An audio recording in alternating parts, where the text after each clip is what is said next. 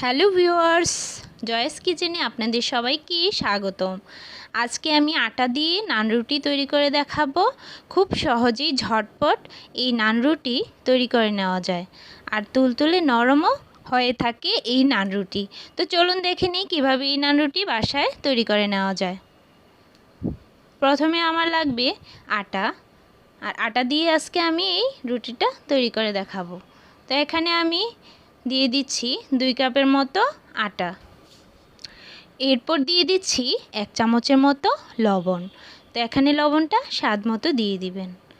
আর দিয়ে দিচ্ছি 1 চামচ ইস্ট। তো 2 কাপ আটার জন্য 1 চামচ ইস্টই যথেষ্ট। আর দিয়ে দিচ্ছি এখানে 3 টেবিল চামচ রান্নার রেগুলার তেল। এবার সবগুলো উপকরণ আমি হাত দিয়ে ভালো করে এভাবে মিশিয়ে নেব। তো মিশিয়ে নেওয়ার পর এবার আমি ডোটা তৈরি করে নেব। আর এর জন্য আমি অল্প অল্প করে জল দিয়ে ডোটা মাখিয়ে নিচ্ছি। একবারে কিন্তু জলটা দেওয়া যাবে না, অল্প অল্প করে দিয়ে ডোটা তৈরি করে নিতে হবে। তো ডোটা যখন পারফেক্টলি তৈরি হয়ে যাবে তখন আমি 1 ঘন্টার জন্য রেস্টে রেখে দেব। তো দেখুন 1 ঘন্টা পর আমি ফিরে আসছি। ডোটা কিন্তু একদম পারফেক্টলি রেডি হয়ে গেছে, আর কতটা নরম আর ফুলে উঠেছে তো দেখেই বোঝা যাচ্ছে। তো এবার আমি হাত দিয়ে পুরোটা ডো উঠিয়ে নেব। তো হাত দিয়ে পুরোটা ডো উঠিয়ে নেওয়ার পর আমি আরেকটু মথে নিব। তো এবার আমি এর থেকে 4টার মতো লেচি কেটে নেব।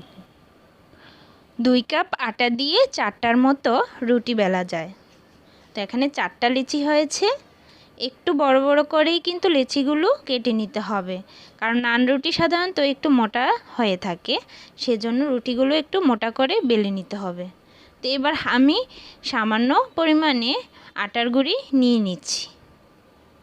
এবার আমি একটু গুঁড়ি হাতে মাখিয়ে নেব, আর হাত দিয়ে ঘুরিয়ে ঘুরিয়ে একটা ডো তৈরি করে নেব। তো এইভাবে দেখেই বোঝা যাচ্ছে কিভাবে ডোটা তৈরি করছি। এভাবে হাত দিয়ে নিচের দিকে প্রেসার দিয়ে দিয়ে ঘুরিয়ে নিতে হবে। তো এবারে নিচের যে অংশটা খোলা থাকবে সেটা এভাবে মুড়িয়ে ভালো করে গুজিয়ে দিতে হবে।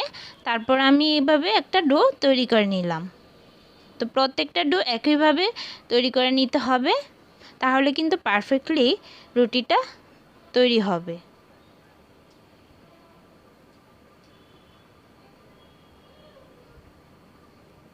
তো প্রত্যেকটা রুটি এভাবে তৈরি করে নেওয়ার পর আমি একটা রুটি নিয়ে নিচ্ছি বেলে নেওয়ার জন্য।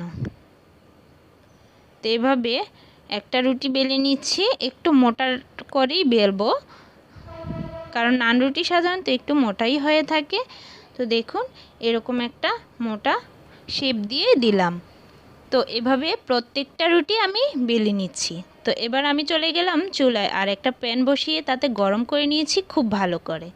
আর চুলার আঁচটা মিডিয়াম থেকে একটু লোয়ে থাকবে। তো এবার আমি রুটিগুলো একে একে ছেঁকে নেব। তো এভাবে একটু চাপ দিয়ে দিয়ে ছেঁকে নিতে হবে, তাহলে রুটিটা খুব ভালো করে ফুলে উঠবে।